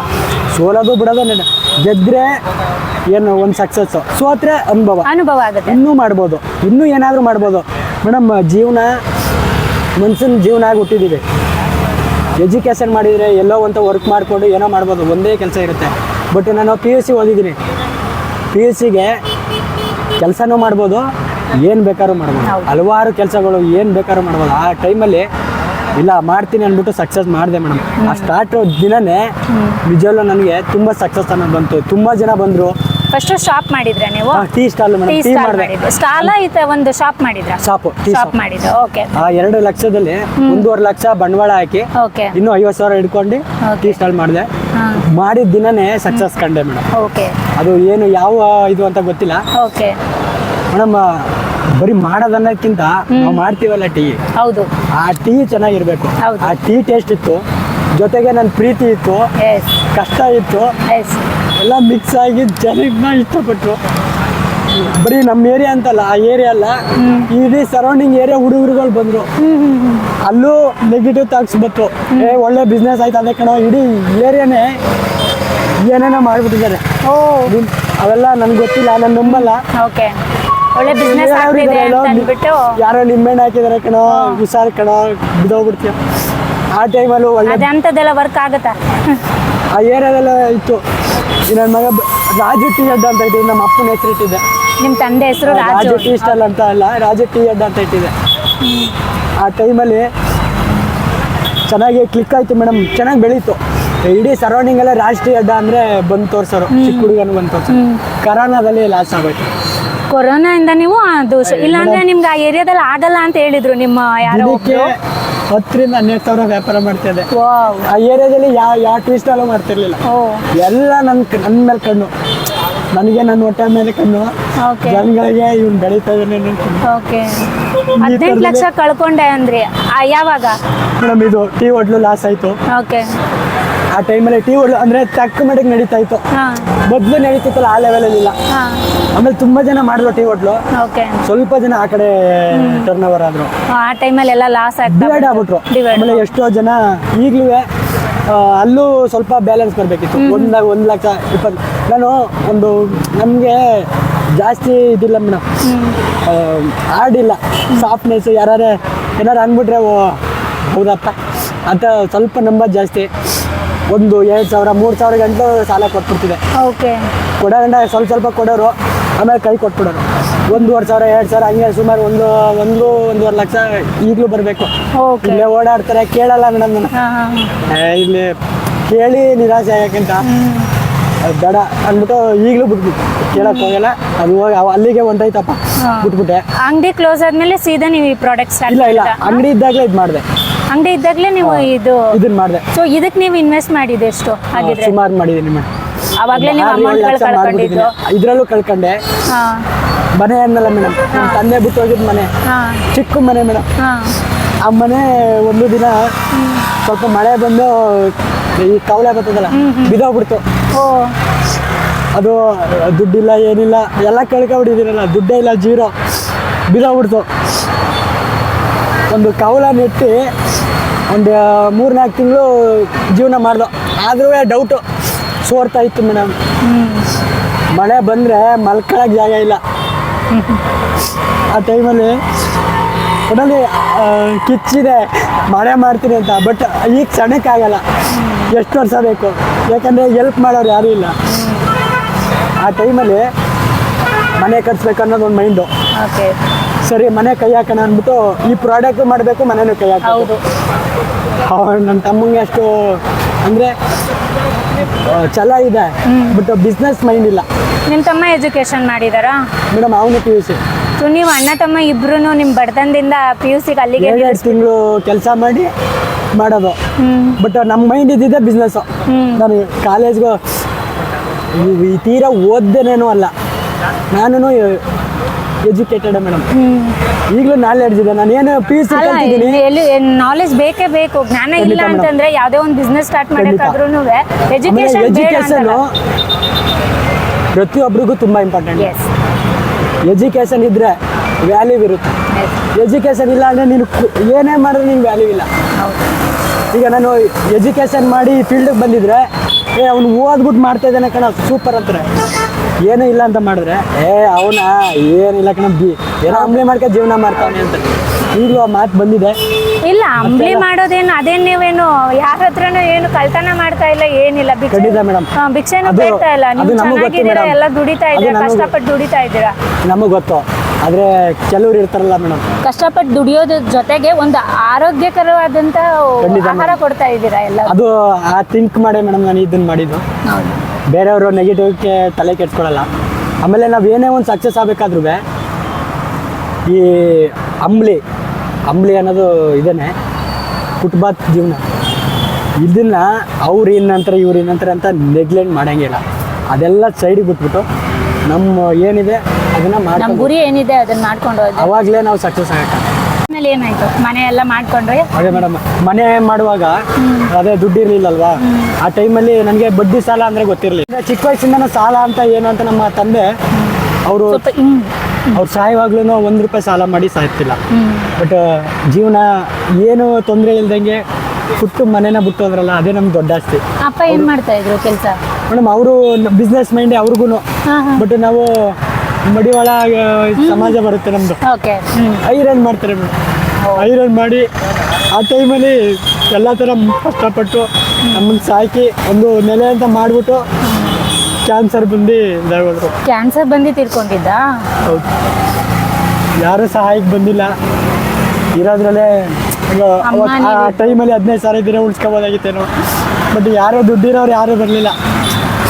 ಈಗ ಇದ್ದಿದ್ರೆ ನಾನು ಏನ್ ಮಾಡಕ್ಕಾಗಲ್ಲ, ಟೈಮ್ ಬೆಳಿಬೇಕು. ಯಾರ್ಯಾರು ಆಡ್ಕೊಂಡಿದ್ದಾರೆ ಈ ನೋವು ಮಾಡಿದ್ರೆ ಮುಂದೆ ಬೆಳಿಬೇಕನ್ನ ಕಿಚ್ಚಿದೆ. ಬಟ್ ದೇವರು ಇಷ್ಟು ಅನುಕೂಲ ಮಾಡಿಕೊಟ್ಟಿದ್ದಾರೆ. ಬಟ್ ಮೇಲೆ ಬಂದು ಮತ್ತೆ 0 ಕೆಳಗಡೆ ಬಂದ್ಬಿಟ್ಟಿದ್ದೀನಿ. ಮತ್ತೆ ಮೇಲೆ ಬರ್ತೀನಿ, ಅದು ಕಾನ್ಫಿಡೆನ್ಸ್ ಇದೆ. ಈಗ ಅಂಬ್ಲಿ ಸ್ಟಾರ್ಟ್ ಮಾಡಿದ್ದೀನಿ. ಯಾರೋ ಒಬ್ರು ಹೇಳಿದ್ರು, ಅಂಬ್ಲಿ ಮಾಡ್ತಾ ಇದ್ದಾರೆ, ಏನೋ ನೀನು ಅಂಬ್ಲಿ ಮಾಡ್ತೀಯ ಅಂತ. ಇದೇ ಅಂಬ್ಲಿನ 5 ಸ್ಟಾರ್ ಹೋಟ್ಲಲ್ಲಿ ಮಾಡಬೇಕು, ದೊಡ್ಡವ್ರು ಬಂದು ಕುಡಿಬೇಕು, ದೊಡ್ಡ ಸ್ಟಾಪ್ ಮಾಡಬೇಕು ಅಂತ ಚಾಲೆಂಜ್ ಮಾಡಿದ್ದೀನಿ. ಕನಸು ಯಾವಾಗೂ ದೊಡ್ಡದಾಗೆ ಇರಬೇಕು. ಮಿಲೆಟ್ಸ್ ಅಂಬ್ಲಿ ಅನ್ನೋದು ಒಂದು ದೊಡ್ಡ ಮಾಡೇ ಮಾಡ್ತೀನಿ ಮೇಡಮ್. ಅದೊಂದು ಸಾಪ್ ಮಾಡ್ತೀನಿ. ಎಲ್ಲ ಥರ ಬರಬೇಕಲ್ಲಿ, ಅಂಬ್ಲಿ ಆಗಲಿ ಏನೋ ಆಗಲಿ ಎಲ್ಲ ಥರ ಇರಬೇಕು. ಆ ಥರ ಮಾಡ್ತೀನಿ. ಆ ಥರ ಇದ್ದಾಗ ಮದುವೆ ಆ ಮನೆಗೆ ಒಂದು 5-6 ಲಕ್ಷ ಖರ್ಚಾಯಿತು ಮೇಡಮ್. ಅದು ಬಡ್ಡಿ ಸಾಲ ಮಾಡಿಬಿಟ್ಟೆ. ಬಡ್ಡಿ ಸಾಲ ಮಾಡಿ ಆ ಟೈಮಲ್ಲಿ ಗೊತ್ತಾಗಲಿಲ್ಲ. ಇದ್ರ ಮೇಲೆ ನಂಬಿಕೆ ಇತ್ತು, ಪ್ರಾಡಕ್ಟ್ ಮೇಲೆ ಚೆನ್ನಾಗಿ ನಡೀತಾ ಇತ್ತು, ಟರ್ನ್ ಓವರ್ ಚೆನ್ನಾಗಿತ್ತು. ಇದ್ರ ಮೇಲೆ ನಾನು ತೀರಿಸ್ತೀನಿ ಅಂತ ಬಡ್ಡಿ ಸಾಲ ಮಾಡ್ಕೊಂಡು ಇದನ್ನ ನೀವು ಶುರು ಮಾಡಿದ್ರಿ, ಆಯ್ತು. ಈಗ ಮಿಲ್ಲೆಟ್ ಹೆಲ್ತ್ ಡ್ರಿಂಕ್ ಮಾಡ್ತೀನಿ ಅಂತಂದ್ರೆ ಇದು ಯಾವುದೋ ಒಂದು ಅಳತೆ ಹಾಕ್ಬಿಟ್ರೆ ಆಗಲ್ಲ. ಯಾಕಂತಂದ್ರೆ ಯಾವುದೋ ಒಂದು ಹೆಚ್ಚಾಗಿರ್ಬೋದು, ಕಮ್ಮಿ ಆಗಿರ್ಬೋದು. ಇದನ್ನೆಲ್ಲ ಹೇಗೆ ತಿಳ್ಕೊಂಡ್ರಿ ನೀವು? ಹೆಂಗ್ ಶುರು ಮಾಡಿದ್ರಿ? ಹಾಸ್ಪಿಟಲಲ್ಲಿ ವರ್ಕ್ ಮಾಡ್ತೀನಿ ಅಂತ. ಅಲ್ಲಿ ಪ್ರತಿಯೊಂದು ನಾವು ನೋಡ್ಕೊತೇವೆ. ಓಕೆ. ನಾನು ಏನೇ ಒಂದು ನೋಡಿದ್ರು ಬರೀ ನೋಡ್ಬಿಟ್ಟು ಸುಮ್ಮನೆ ಕೆಲಸ, ಬರೀ ಅವ್ರು ದುಡ್ಡು ಕೊಡೋದಕ್ಕೆ, ಸಂಬಳ ಕೊಡೋದಕ್ಕೆ ಬರೀ ಕೆಲಸ ಮಾಡೋದಲ್ಲ. ಅವ್ರು ಏನು ಮಾಡ್ತಾರೆ, ಅದನ್ನ ಏನೇನು ಮಾಡ್ತಾ ಇದ್ದಾರೆ, ಏನೇನು ಆಗ್ತದೆ, ಅವೆಲ್ಲ ಅಬ್ಸರ್ವೇಷನ್ ಮಾಡ್ತಾರೆ. ಓಕೆ. ಅವ್ರು ಮಾಡ್ತಿದ್ದ ವಿಧಾನನ ನಾನು ತಗೊಂಡು, ಇದು ಇಷ್ಟು 500 ml ಬರುತ್ತೆ ಮೇಡಮ್. 500 ml ಅಲ್ಲಿ ಒಂದೊಂದು ಪದಾರ್ಥ ಇಷ್ಟಿಷ್ಟು ಗ್ರಾಮ್ ಅಂತ ಇದೆ. ಓಕೆ. ಡ್ರೈ ಫ್ರೂಟ್ಸ್ ಆಗಲಿ, ಸಿರಿಧಾನ್ಯ ಆಗಲಿ, ಧಾನ್ಯಗಳಾಗಲಿ, ಎಲ್ಲ ಮಿಲೆಟ್ಸ್ ಸಿರಿಧಾನ್ಯ ಧಾನ್ಯಗಳು ಬಂದು 70% ಇರುತ್ತೆ. ಇನ್ನು 30% ಡ್ರೈ ಫ್ರೂಟ್ಸ್ ಆ್ಯಡ್ ಮಾಡ್ತೀವಿ. ಗೋಡಂಬಿ, ದ್ರಾಕ್ಷಿ, ವಾಲ್ನಟ್, ಪಿಸ್ತಾ, ಒಣ ಖರ್ಜೂರ ಅಂತ. ಇನ್ನು 9 ಸಿರಿಧಾನ್ಯಗಳಿದೆ. 70% ಸಿರಿಧಾನ್ಯನ ಆ್ಯಡ್ ಮಾಡ್ತೀವಿ. ಇನ್ನು ಮಿಕ್ಕಿದ್ದು ಎಲ್ಲ ಇನ್ಕ್ಲೂಡ್ ಆಗಿ ಒಂದು 70%, 30% ಇದಾಗಿ. ಇದೆಲ್ಲ ನೀವೇ ಆಗಿ ಶುರು ಮಾಡ್ಕೊಂಡು, ಬೇಸಿಗೆ ಆಗಲಿ ಚಳಿ ಟೈಮಲ್ಲಿ ಆಗಲಿ ವ್ಯಾಲ್ಯೂವೇಷನ್ ಆಗಬಾರ್ದು. ಈಗ ಬೇಸಿಗೆ ಟೈಮಲ್ಲಿ ತುಂಬ ಹೀಟ್ ಆಗೋಂಥದ್ದು, ಚಳಿ ಟೈಮಲ್ಲಿ ಕೋಲ್ಡ್ ಆಗೋಂಥದ್ದು, ಆ ಥರ ಇರಲ್ಲ. ಸೊ ಎಲ್ಲ ಕಾಲಕ್ಕೂ ಇದು ಹೆಲ್ಪ್ ಆಗಬೇಕು ಅನ್ನೋ ಥರ. 2 ಸ್ಪೂನಲ್ಲಿ ಎಷ್ಟು ಪ್ರೋಟೀನ್ ಬೇಕು ದೇಹಕ್ಕೆ, ಕ್ಯಾಲ್ಸಿಯಂ, ವಿಟಮಿನ್, ಫೈಬರ್ ಆಗಲಿ ಪ್ರತಿಯೊಂದು ಸಿಗುತ್ತೆ ಮೇಡಮ್. ಓಕೆ. ಇದನ್ನ ರಿಜಿಸ್ಟರ್ ಆಗಿದೆಯಾ? ಇದೆಲ್ಲ ಮಾಡಿಸ್ಕೊಂಡಿದ್ದೀರಾ? FSSAI ಲೈಸೆನ್ಸ್ ಆಗಿದೆ, ಓಕೆ. ಉದ್ಯಮ ಆಧಾರ ರಿಜಿಸ್ಟ್ರೇಷನ್ ಆಗಿದೆ, GST ಕಟ್ತಾ ಇದ್ದೆ. ಆಲ್ಮೋಸ್ಟ್ ಲೀಗಲ್ ಆಗಿ ಏನೇನು ಮಾಡಬೇಕು ಎಲ್ಲ ಮಾಡ್ಕೊಂಡಿದ್ದೀನಿ. ಇದು ನಂದಿ ಮಿಲ್ಲೆಟ್ ಹೆಲ್ತ್ ಅಂದ್ರೆ ನಿಮ್ದೇ own brand? RDB Nandi millet health drink ಅಂತ RDB ನಂದಿ ಪ್ರಾಡಕ್ಟ್ಸ್ ಅಂತ ಮಾಡಿದೆ ಮೇಡಮ್. ಓಕೆ. ಇವಾಗ ಸ್ವಲ್ಪ ಮೇಡಮ್ ಯಾರು ನನಗೆ ನೀನು ಏನೋ ಮಾಡ್ತಾ ಇದೀಯಪ್ಪ ಬಪ್ಪ, ನೀನು ಈ ಥರ ಮಾಡೋ ಅಂತ ಇದುವರೆಗೂ ಯಾರು ಹೇಳ್ಕೊಟ್ಟಿಲ್ಲ.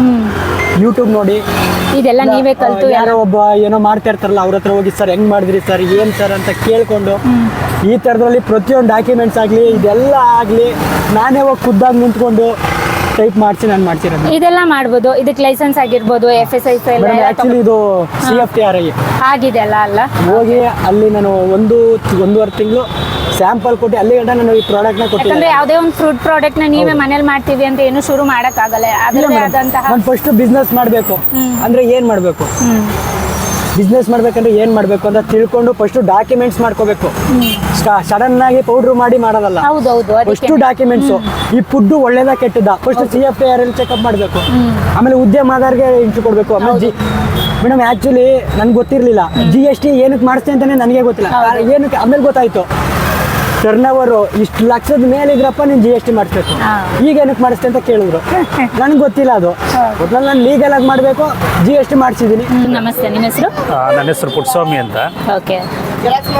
ಇಲ್ಲಿ ನಾನು ನೋಡಿದೆ ಓಟ್ಸ್ ಅಂತ. ಈ ಓಟ್ಸ್ ಅಂದರೆ ಏನು ಸಾಮಾನ್ಯವಾಗಿ ಎಲ್ಲ ಇಂಗ್ಲೀಷು ಈ ಬೇರೆ ಥರದ ಓಟ್ಸ್ ಅಂತ ಅನ್ಕೋತಾರೆ, ಯಾಕೆ ನೂಡಲ್ಸು ಅದು ಇದು ಅಂತ ಬರುತ್ತಲ್ಲ ಆ ಥರ ಓಟ್ಸ್ ಅನ್ಕೋತಾರೆ. ಇದು ಪಕ್ಕ ನಾಟಿ ಸ್ಟೈಲ್, ಅಂದರೆ ಬಡವರ ಒಂದು ಬಾದಾವಿ ಅಂತ ಹೇಳಿದ್ರು ತಪ್ಪಾಗಬಾರ್ದು. ಸಿರಿಧಾನ್ಯದಲ್ಲಿ ಮಾಡಿರುವಂಥ ಓಟ್ಸು, ಮಜ್ಜಿಗೆ, ಗಂಜಿ, ಸಿರಿಧಾನ್ಯದ ಗಂಜಿ ಜೊತೆಗೆ ರಾಗಿ ಎಲ್ಲ ಮಿಕ್ಸ್ ಮಾಡಿ ಒಂದು ಗಂಜಿಯನ್ನು ಮಾಡಿದರೆ ಭಾಳ ಸೊಗಸಾಗಿ ಭಾಳ ರುಚಿಯಾಗಿದೆ ಮತ್ತು ತುಂಬ ಆರೋಗ್ಯಕರ ಕೂಡ. ಶುಗರ್ ಇರುವಂಥವ್ರಿಗೆ ಮತ್ತು BP ಇನ್ನೂ ಹಲವಾರು ಒಂದು ದೇಹಕ್ಕೆ ಆಗುವಂಥ ಕಾಯಿಲೆಗಳಿಗೆ ಒಂದು ರಾಮಬಾಣ ಅಂತಲೇ ಹೇಳಿದ್ರು ತಪ್ಪಾಗಲಾರ್ದು. ಯಾಕಂದರೆ ಈ ಹಿಂದೆ ಕೂಡ ನಾವು ಸೇವಿಸಿದ್ವಿ ಸಿರಿಧಾನ್ಯ ನಾವು ತೊಗೊಂಡೋಗಿ. ನಾನು ಇಲ್ಲಿ DC ಆಫೀಸ್ಗೆ ಅಂತ ಬಂದಾಗ ಇಲ್ಲಿ ನೋಡಿದಾಗ ಸೊ ನಾನು ಇಲ್ಲಿ ತೊಗೊಂಡು ಕುಡಿಬೇಕು ಅನ್ನಿಸ್ತು. ಭಾಳ ರುಚಿಯಾಗೂ ಇದೆ, ತುಂಬ ರುಚಿಯಾಗಿದೆ ಮತ್ತು ಆರೋಗ್ಯಕರ ಕೂಡ. ಇನ್ನು ಮುಂದೆ ಬೇಸಿಗೆ ಬರ್ತಾ ಇದೆ, ಪ್ರತಿಯೊಬ್ಬ ನಾಗರಿಕರು ಕೂಡ ಇದನ್ನು ಚಿಕ್ಕ ಮಕ್ಕಳಿಂದ ಹಿಡಿದು ವೃದ್ಧರವರೆಗೂ ಕೂಡ ಇದನ್ನು ಕುಡಿಯೋದ್ರಿಂದ ಭಾಳ ಉಪಯೋಗ ಇದೆ ಮತ್ತು ಅನುಕೂಲ ಆಗುತ್ತೆ, ಆರೋಗ್ಯಕರವಾಗಿರುತ್ತೆ. ಇಲ್ಲ, ನಾನು ತಗೋತಾ ಇದ್ದೆ, ಅಂದರೆ ಸಿರಿಧಾನ್ಯದ್ದು ತಗೊಂಡು ಅದನ್ನು ನೀರಿನಲ್ಲಿ ನೆನೆಸಿ ಅದನ್ನು ಕುಡಿತಾ ಇದ್ವಿ ಬೆಳಿಗ್ಗೆ ಅಲ್ಲಿ ಖಾಲಿ ಹೊಟ್ಟೆನಲ್ಲಿ. ಸೊ ಇದೇ ಫಸ್ಟ್ ಟೈಮ್ ಅಂದರೆ ಮಜ್ಜಿಗೆ ಜೊತೆಗೆ ಕುಡಿದಿರುವಂಥದ್ದು ಸಿರಿಧಾನ್ಯದ್ದು ಮಡಿಕೆನಲ್ಲಿ ಕೊಟ್ಟಿರುವಂಥದ್ದು. ನಮ್ಮ ಎಲ್ಲ ಯಾಕಂದ್ರೆ ನಮ್ಮ ಹಳೆಯ ದಿನಗಳ ನೆನಪು ಕೂಡ ನೆನಪಿಸ್ತಾ ಇದೆ. ಯಾಕಂದ್ರೆ ನಾವೆಲ್ಲ ಚಿಕ್ಕವರಿದ್ದಾಗ ನಮ್ಮ ತಾಯಿ ಅಜ್ಜಿದಿರೆಲ್ಲರೂ ಕೂಡ ಮಡಿಕೆನಲ್ಲೇ ಅಡುಗೆ ಮಾಡ್ತಾ ಇರುವಂಥದ್ದು. ಆ ರುಚಿ ಈಗ ಬರಲ್ಲ ಬಿಡಿ. ಈಗ ಹಲವಾರು ನಾಗರಿಕತೆ ಬೆಳೆದಂಗೆ ಡಿಜಿಟಲ್ ಯುಗ, ಈಗ ಎಷ್ಟೇ ಡಿಜಿಟಲ್ ಯುಗ ಬೆಳೆದು ಬಂದ್ರು ಆ ರುಚಿ ಇವತ್ತು ಸಿಗಲ್ಲ. ಇವತ್ತೆಲ್ಲ ಏನಾಗಿದೆ ಅಂದರೆ ಈಗ ಏನು ಪಿಜ್ಜಾ ಬರ್ಗರ್ಗೆ ಎಲ್ಲ ಸೋತು ಹೋಗಿದ್ದಾರೆ ಇವತ್ತಿನ ಜನ್ರೇಷನ್ನು. ಸೊ ಅವರು ಕೂಡ ತಿಳ್ಕೊಬೇಕು ಇವತ್ತಿನ, ಯಾಕಂದರೆ ಆರೋಗ್ಯವೇ ಭಾಗ್ಯ. ಆರೋಗ್ಯ ಒಂದಿದ್ರೆ ನಾವು ಏನು ಬೇಕಾದ್ರೂ ನಾವು ಸಾಧನೆ ಮಾಡ್ಬೋದು. ನಮ್ಮ ಹಿರಿಯರು ಹೇಳ್ತಾರೆ, ಘಟ ಇದ್ದರೆ ಮಠ ಕಟ್ಬೋದು ಅಂತ. ನಾವು ಚೆನ್ನಾಗಿದ್ದರೆ, ನಮ್ಮ ಆರೋಗ್ಯ ಚೆನ್ನಾಗಿದ್ರೆ ನಾವು ಏನಾದರೂ ಸಾಧನೆ ಮಾಡ್ಬೋದು. ಸೊ ನಾವೇ ಆರೋಗ್ಯನೇ ಸರಿ ಇಲ್ಲ, ನಾವೇ ಚೆನ್ನಾಗಿಲ್ಲ ಅಂತಂದಾಗ ನಾವೇನೂ ಮಾಡೋಕ್ಕಾಗಲ್ಲ. ಹಾಗಾಗಿ ಇವತ್ತಿನ ಯುವಕರು, ಮಕ್ಕಳಿಂದ ಹಿಡಿದು ಇವತ್ತಿನ ಯುವಕರು ಕೂಡ ಇದನ್ನು ಸೇವಿಸೋದ್ರಿಂದ ಭಾಳ ಅನುಕೂಲ ಇದೆ. ತಗೊಳ್ಳಿ ಅನ್ನೋದು ನನ್ನ ಒಂದು. ಈ ಡ್ರಿಂಕ್ ಬಂದು ಎಲ್ಲ ಟೈಮಲ್ಲೂ ಎಲ್ಲ ಟೈಮಲ್ಲೂ ತೊಗೋಬೋದು, ಏನು ತೊಂದರೆ ಇಲ್ಲ. ತಪ್ಪೇನು. Thank you sir, thank you so much. ಧನ್ಯವಾದಗಳು ಮೇಡಮ್. ಸರ್ ನಮಸ್ತೆ, ನಿಮ್ಮ ಹೆಸರು? Lakshman Datta. Okay sir, regular ಆಗಿ ಬರ್ತಾ ಇರ್ತೀರಾ ಇಲ್ಲ? ಸ್ಯಾಟರ್ಡೇಸಲ್ಲಿ ಟೇಷನ್ ಕಾಲೇಜಲ್ಲಿ ಟ್ಯೂಷನ್ಸ್ ತಗೋತೀನಿ. ಓಕೆ, ಅದಕ್ಕೆ ರೆಗ್ಯುಲರ್ ಇಲ್ಲಿ ಸ್ಯಾಟರ್ಡೇಸ್ ತಗೊಂಡು. ಓಕೆ, ಹೇಗಿದೆ ಸರ್, ಏನು ಅನಿಸುತ್ತೆ ನಿಮಗೆ ಈ ಥರ ಟ್ರೆಡಿಷ್ನಲ್ ಡ್ರಿಂಕ್ ಇರೋದು? ಅಂದರೆ ಹಿಸ್ಟ್ರಿ ರಿಪೀಟ್ಸ್ ಅಲ್ವಾ? ಹೌದು, ಹಳೇದಕ್ಕೆ ಹೋಗಲೇಬೇಕು. ಎಲ್ಲರೂ ಹೆಲ್ತ್ ಕಾನ್ಷಿಯಸ್ ಬಂದಿದೆ ಇವಾಗ. ಹೌದು, ಜನಗಳಿಗೆ ನಾರ್ಮಲ್ ಆಗಿ ಕಲರ್ ಫುಡ್ಸು, ಪ್ರೊಸೆಸ್ ಫುಡ್ ಎಲ್ಲ ಗೊತ್ತಾಗಿದೆ. ಸೊ ಹಿಸ್ಟ್ರಿ ಏನಿದೆ ವಾಪಸ್ ಅಲ್ಲಿಗೆ ಹೋಗ್ತಾ ಇದೆ ಮಿಲ್ಲೆಟ್ಸ್ಗೆ.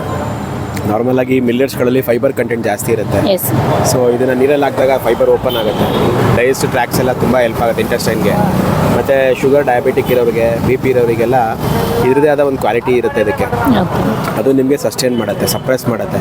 ಸುಮಾರು ಜನ ಗೊತ್ತಿಲ್ಲ. ಆದಷ್ಟು ಮಿಲ್ಲೆಟ್ಸ್ಗಳಿಗೆ ಹೋಗೋದು ತುಂಬ ಒಳ್ಳೆಯದು. ಈ ವೈಟ್ ಕಲರ್ ಫುಡ್ನ ಬಿಟ್ಬಿಡಬೇಕು. ಅಕ್ಕಿ, ಹಾಲು, ಸಕ್ಕರೆ ಈ ಮೂರನ್ನ ಎಲಿಮಿನೇಟ್ ಮಾಡಿ ಆದಷ್ಟು ಮಿಲ್ಲೆಟಿಗೆ ಬಂದರೆ ಲೈಫ್ ನಮ್ಮ ಹಿಂದಿನ ಕಾಲದಲ್ಲೆಲ್ಲ ಇದನ್ನ ಹೆಚ್ಚಾಗಿ ಬೆಳೆಸ್ತಾ ಇದ್ರು, ರೆಗ್ಯುಲರ್ ಆಗಿ ಡೈಲಿ ಇದ್ದೇ ಇರ್ತಾ ಇತ್ತು. ಇವಾಗೆಲ್ಲ ಸ್ವಲ್ಪ ಕಳೆದೋಗಿದೆ, ಬಟ್ ಎಲ್ಲರೂ ಮತ್ತೆ ಇದಕ್ಕೆ ಬರ್ತಾ ಇದಾರೆ. ಇವಾಗ ಬರಲೇಬೇಕು. ಹೌದು, ಚಿಕ್ಕ ವಯಸ್ಸಿಗೆಲ್ಲ ಹಾರ್ಟ್ ಅಟ್ಯಾಕ್ ಎಲ್ಲ ಆಗ್ತಾ ಇದೆ ಇವಾಗ. ರಿಚ್ ಫೈಬರ್ ಇದೆ ಮ್ಯಾಮ್ ಇದರಲ್ಲಿ. ಇಂಟೆಸ್ಟೈನ್ ತುಂಬಾ ಚೆನ್ನಾಗಿ ವರ್ಕ್ ಆಗುತ್ತೆ. ಸುಮಾರು ಜನ ಕೇಳಿ ನಮಗೆ ಗೊತ್ತಿರಲ್ಲ. ತುಂಬಾ ಜನ ನಮಗೆ ಇದು ಕಾನ್ಸ್ಟಿಪೇಷನ್, ಪೈಲ್ಸ್ ಅಂತ ಹೇಳ್ತಾರೆ. ಅದಕ್ಕೆಲ್ಲ ಬೆಸ್ಟ್ ರಿಸಲ್ಟ್ಸ್ ಕೊಡುತ್ತೆ. ಒಂದೆರಡು ದಿನ ಅಡ್ಜಸ್ಟ್ ಆಗೋ ತನಕ ಸ್ವಲ್ಪ ಏನೋ ಅಪ್ಸೆಟ್ ಥರ ಅನ್ಸುತ್ತೆ. ಇಂಟೆಸ್ಟೈನ್ ಅದಕ್ಕೆ ಅಡ್ಜಸ್ಟ್ ಆದಮೇಲೆ ಆರಾಮಾಗಿ ತಗೋಬೋದು. ಸರ್, ಇದಲ್ಲದೆ ನಿಮ್ಮ ಮೈಸೂರಲ್ಲಿ ಈ ಥರ ಯಾರು ಮಾಡಿರೋದು ನೋಡಿದ್ದೀರಾ ಸರ್? ಇಲ್ಲ, ಒಂದೆರಡು ಕಡೆ ನೋಡಿದ್ದೀನಿ ಮ್ಯಾಮ್ ಈ ಥರದ್ದು. ಬಟ್ ಅಲ್ಲೇನಂದ್ರೆ ಇಲ್ಲಿ ರಾಗಿನ ಮಿಲ್ಲೆಟ್ ಆಗಿ ಯೂಸ್ ಮಾಡ್ತಾರೆ, ಅಲ್ಲಿ ಸಿರಿಧಾನ್ಯಗಳನ್ನ ಯೂಸ್ ಮಾಡ್ತಾರೆ. ಅಂದ್ರೆ ಸಿರಿಧಾನ್ಯಗಳಲ್ಲಿ ಅರ್ಕ, ಆಮೇಲೆ ಕೋರ್ಲೆ, ನವಣೆ, ಆಮೇಲೆ ಸಾಮೆ, ಈ ಥರದ್ದು ಒಂದು 5 ಥರ ಇರುತ್ತೆ. ಅದನ್ನ ಡೈಲಿ ರೆಗ್ಯುಲರ್ ಒಂದೊಂದು ದಿನ ಒಂದೊಂದು ತಗೊಂಡ್ರೆ ಬೆನಿಫಿಟ್ ಚೆನ್ನಾಗಿರುತ್ತೆ. ಈಗ ಕೋರ್ಲಾದಲ್ಲಿ ಒಂದು ಪರ್ಫೆಕ್ಟ್ ಬೆನಿಫಿಟ್ ಇರುತ್ತೆ, ನರಗಳ ದೌರ್ಬಲ್ಯ ಸರಿ ಆಗುತ್ತೆ. ಸೊ ನವಣೆ ತಗೊಂಡಾಗ ಫೈಬರ್ ಇರುತ್ತೆ. ಆ ಥರ ಡೈಲಿ ಒಂದೊಂದು ತಗೋಬೇಕು. ಒಂದನ್ನೇ ಕಂಟಿನ್ಯೂಸ್ 6 days ತಗೊಂಡ್ರೆ ಹೆಲ್ಪ್ ಆಗಲ್ಲ. ಡೈಲಿ ಒಂದೊಂದು ತಗೊಂಡ್ರೆ ಡೈಲಿ ಒಂದೊಂದು ಪ್ರಾಪರ್ಟಿ ಬಾಡಿಗೆ ಸೇರ್ತಾ ಇರುತ್ತೆ. ಸೊ ಆ ಥರ ಸಿರಿಧಾನ್ಯಗಳಿಗೆ ಹೋಗೋದು ತೀರಾ ಒಳ್ಳೇದು. ಬಟ್ ಆಮೇಲೆ ಕೆಲವ್ರು ಏನು ಅನ್ಕೊಂಡಿದ್ದಾರೆ ಇದು ರಾಗಿ ಅಂಬ್ಲಿ ಎಲ್ಲ ಸಮ್ಮರಲ್ಲಿ ಮಾತ್ರ ಇದಾಗೋದು, ಬಟ್ ಇಲ್ಲ ಇದು ರೆಗ್ಯುಲರ್ ಬೇಸ್ ಇತ್ತಂದ್ರೆ ತುಂಬಾ ಹೆಲ್ತ್ ಚಾಲೆಂಜ್ ಮಾಡ್ಬೋದು. ರಿವರ್ಸ್ ಡಯಾಬಿಟಿಕ್ ಅಂತ ಹೇಳ್ತೀವಿ ನಾವು. ಡಯಾಬಿಟ್ನ ರಿವರ್ಸ್ ಮಾಡೋಕ್ಕೆ ಇದು ಎಕ್ಸ್ಪರ್ಟ್. ಬೇಕಾದ್ರೆ ಟ್ರೈ ಮಾಡ್ಬೋದು. 15 ಡೇಸು ಈ ಹೇಳಿದ್ನಲ್ಲ 3 ವೈಟ್ ಫುಡ್ಡು, ಸಕ್ಕರೆ, ಅಕ್ಕಿ, ಹಾಲು ಇದನ್ನು ಬಿಟ್ಬಿಟ್ಟು ಮಿಲ್ಲೆಟ್ಸ್ಗಳನ್ನ ತೊಗೊಂಡ್ರೆ ಒಂದು 15 ಡೇಸಲ್ಲಿ ಡಯಾಬಿಟಿಕ್ ಇರೋರು ಬೇಕಾದ್ರೆ ಅದ್ರದ್ದು ರಿವರ್ಸ್ ಟೈಪ್ನ ನೋಡ್ಬೋದು. ಸುಮಾರು ಜನಕ್ಕೆ ಅದು 140, 170 ಮೇಲಿರುತ್ತೆ. ಯಾವಾಗ ಮಿಲ್ಲೆಟ್ನ 15 ಡೇಸ್ ಫಾಲೋ ಮಾಡ್ತೀರಾ ನೀವು, ಅವಾಗ ನಿಮಗೆ 110, 90 ಬಂದು ಆಗಿರೋ ಇದು ರಿಸಲ್ಟ್ಸ್ಗಳು ನಾವು ನೋಡಿದ್ದೀವಿ. ನಮ್ಮ ಓನ್ ಎಕ್ಸ್ಪೀರಿಯನ್ಸಲ್ಲಿ ನಾನು ಹೇಳ್ತೀನಿ. ಇದ್ರ ಮೇಲೆ ನಾವು ಕೋರ್ಸ್ ಎಲ್ಲ ಮಾಡಿದ್ದೀನಿ ನಾನು. ಹೌದಾ ಸರ್? ಓಕೆ. ನನ್ನ wife food science, BSc in food science. So ಅದಕ್ಕೆ ಇದ್ರ ಬಗ್ಗೆ ನಾವೆಲ್ಲ ನಾವು ಇದು ಯಾವುದು SDM ಧರ್ಮಸ್ಥಳ ಮುಂದೆ ಅಲ್ಲೆಲ್ಲ ನಮ್ಮ ಕಡೆಯಿಂದೆಲ್ಲ ಡಿಶಸ್ ಯಾವ ಥರ ಮಾಡೋದು ಅಂತೆಲ್ಲ ಕೇಳ್ಕೊಂಡು ಮಾಡಿದ್ದಾರೆ. ಜನಗಳಿಗೆ ಆದಷ್ಟು ಎಷ್ಟಾಗಿದೆ ಅಷ್ಟು ರೀಚ್ ಮಾಡಿದ್ರೆ ಮಿಲ್ಲೆಟ್ಗಳಿಂದ ತೀರಾ ಬೆನಿಫಿಟ್ಸ್ ಇದೆ. 100% ಬೆನಿಫಿಟ್ಸ್. ಸ್ಲಿಮ್ ಆಗಿರ್ತೀವಿ. ಮತ್ತೆ ನಮ್ಮಂಥವ್ರಿಗೆಲ್ಲ ಗೊತ್ತಲ್ಲ ಎಲ್ಲ ಥರನೂ ಎಲ್ಲ ಥರ ಆರಾಮ ವೆಲ್ ಮೇಂಟೈನ್ ಬಾಡಿ ಇರ್ಬೋದು. ಹಳ್ಳಿ ನನಗೀಗ 42 ಇಯರ್ಸ್. ನಾನು ಇದನ್ನ ನೋಡ್ಕೊಂಡು ಆರಾಮಾಗಿದ್ದೀನಿ.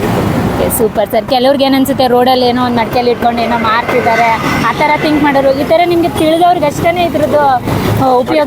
ಅದೇ ಅದು ಇನ್ನೊಂದು ಪ್ರಾಪರ್ಟೀಸ್ ಇದೆ ಮ್ಯಾಮ್, ಅದೆಲ್ಲ ಹೇಳ್ತಾ ಕುಂತ್ಕೊಂಡು ಇನ್ನೊಂಥರ ಆಗುತ್ತೆ.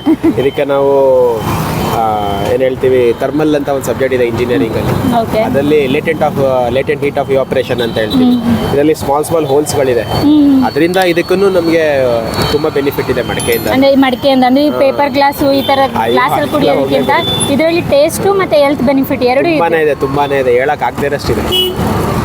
ಹಿಂದಿನ ಕಾಲದೆಲ್ಲ ಅಡುಗೆ ಎಲ್ಲ ಪ್ರತಿಯೊಂದು ಮಡಿಕೆಲ್ಲೇ ಮಾಡ್ತಾ ಇದ್ರು. ಇವಾಗ ನೋಡ್ಬೇಕು, ಇವಾಗ ಮತ್ತೆ ಎಲ್ಲರೂ ಕೆಲವರು ಫ್ಯಾಷನ್ ಅನ್ಕೊಂಡಿದ್ದಾರೆ ಮಡಿಕೆನಲ್ಲಿ ಮಾಡೋಣ ಅಂತ. ಎಲ್ಲರೂ ಮತ್ತೆ ಒಟ್ಟಿನಲ್ಲಿ ಮತ್ತೆ ಜನ ಅಲ್ಲಿ ಹಿಂದಕ್ಕೆ ಹೋಗಿ ಬರ್ತಾ ಇದಾರೆ ಎಲ್ಲ. ನಾವು ಮಕ್ಕಳಿಗೆ ದಿನ ಬೆಳಿಗ್ಗೆ ಮಿಲ್ಲೆಟ್ಸ್ ಗಂಜಿನೇ ಕೊಡೋದು, ಹಾಲು ಕೊಡಲ್ಲ ನಾವು. ಸೂಪರ್. ಮಕ್ಕಳು ಚೆನ್ನಾಗಿ ಕುಡಿತಾರೆ, ಚೆನ್ನಾಗಿ ಹೆಲ್ತಿ ಆಗಿದ್ದಾರೆ. ನಮ್ದು ಉದ್ದೇಶನೂ ಅಷ್ಟೇ ಸರ್, ಆದಷ್ಟು ಇದು ಜನಕ್ಕೆ ರೀಚ್ ಆಗಬೇಕು ಅಂತ. ಪಾಪ ಹುಡುಗರು ತುಂಬಾ ಕಷ್ಟಪಟ್ಟು ಮಾಡ್ತಾ ಇದ್ದಾರೆ. ಮಾಡಲಿ. Thank you sir, thank you so much.